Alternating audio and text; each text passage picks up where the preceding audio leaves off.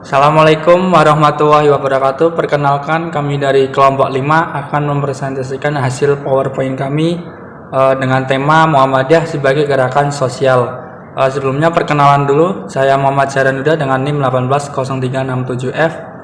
Terus ada nama-nama anggota lainnya, yaitu ada Mbak Aidi Nadia dengan NIM 180332F, ada Mbak Himatul Aliyah dengan NIM 0355F, dan ada Mbak Yuliana Nurul Safitri dengan NIM 180407F. Selanjutnya, yang pertama ada nilai-nilai dan ajaran sosial kemanusiaan Muhammadiyah, yakni teologi Al-Ma'un. Surat Al-Ma'un termasuk ke dalam surat-surat pendek yang terdapat di dalam juz 30. Surat ini terdiri atas sebanyak 7 ayat yang tergolong makiyah, dalam artian yang diturunkan di Mekah. Kemudian tafsir surat Al-Ma'un ini menurut Profesor Dr. Haji Quraisy Shihab dalam tafsir Al-Misbah volume 15 halaman 643 sampai 658, yakni dia berkata menjelaskan jika asbabun nuzul surat Al-Ma'un sehubungan dengan kebiasaan dari Abu Sofyan dan Abu Jahal yang kabarnya tiap minggu menyembelih seekor unta. Nah, pada suatu ketika seorang anak yatim datang meminta sedikit daging yang sudah disembelih tersebut. Namun akan tetapi Abu Jahal dan Abu Sofyan malah tidak memberinya, karena malah anak yatim tersebut dihardik dan diusir. Jika seseorang membenci anak yatim, maka orang tersebut membenci kebersalahan Nabi Muhammad SAW. Sebab Nabi merupakan anak yatim yang dipinggirkan oleh keluarganya dan hidup dengan cara menggembala, berkutat dengan kemiskinan selama masa kecilnya. Kata Al-Ma'un ini dalam bahasa Arab berarti bantuan, membantu dengan bantuan yang jelas, yakni bisa dikatakan baik itu dengan alat maupun fasilitas. Nah, sehingga memudahkan tercapainya sesuatu yang diharapkan. Kemudian sementara itu Al-Ma'un juga bisa bermakna, yakni yang pertama itu zakat, terus yang kedua itu harta benda, yang ketiga alat-alat rumah tangga, yang keempat ada air, yang kelima keperluan sehari-hari, dan yang terakhir itu dan lain sebagainya. Selanjutnya yaitu tipe-tipe orang yang mendustakan agama menurut surat Al-Ma'un. 1. Orang yang menghardik dan berlaku keras terhadap anak yatim. 2. Orang yang tidak saling menganjurkan untuk memberi makan orang miskin. 3. Orang yang lalai terhadap sholatnya. 4. Orang yang riya. 5. Orang yang enggan memberikan bantuan. Selanjutnya yaitu bentuk dan model gerakan sosial kemanusiaan Muhammadiyah. Dalam bidang pendidikan yang dirintis oleh Muhammadiyah merupakan pendidikan yang berorientasi terhadap 2 hal, yakni perpaduan antara sistem sekolah umum dan madrasah atau pesantren. Dalam mewujudkan rintisan pendidikan tersebut, Muhammadiyah mendirikan amal usaha seperti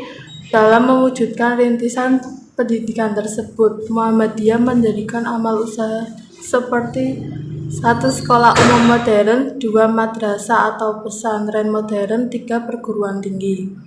2 dalam bidang kesehatan. Sejak awal berdiri, Muhammadiyah meletakkan perhatian besar terhadap kesejahteraan masyarakat terkait masyarakat duafa.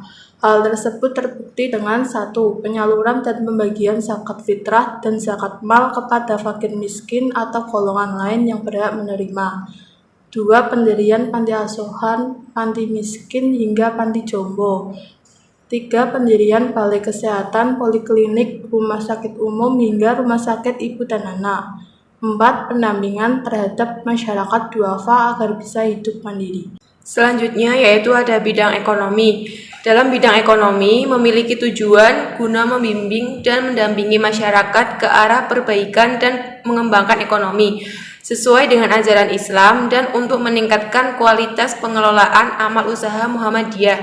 Amal usaha Muhammadiyah di bidang ekonomi meliputi yang pertama ada Bank Perkreditan Rakyat (BPR), yang kedua ada Baitul Mal wa Tamwil atau BMT, kemudian ada koperasi, biro perjalanan, dan lain sebagainya. Bidang kaderisasi yaitu di bidang kaderisasi Muhammadiyah mencoba untuk tetap terus mengepakkan sayapnya dengan berbagai macam jalan yang harus ditempuh. Program yang dilakukan oleh Muhammadiyah di bidang kaderisasi meliputi 1. Peningkatan kualitas pengkaderan, Kedua, melaksanakan program pengkaderan formal dan informal secara berkelanjutan. Tiga, menyelenggarakan Baitul Aqram, ajang penambah wawasan, dan Darul Arqam atau sistem pengkaderan Muhammadiyah. Yang ketiga, ada transformasi kader per jenjang dan per generasi. Yang terakhir, ada sinergi building antar unit persyarikatan untuk kaderisasi.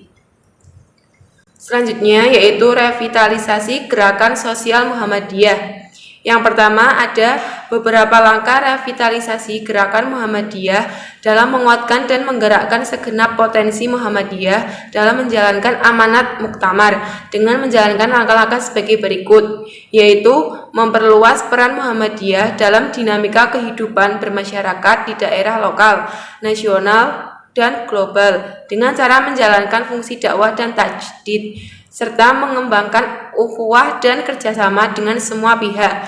Kemudian mewujudkan kehidupan Islami sesuai dengan paham agama dan Muhammadiyah dengan mengedepankan uswah hasanah.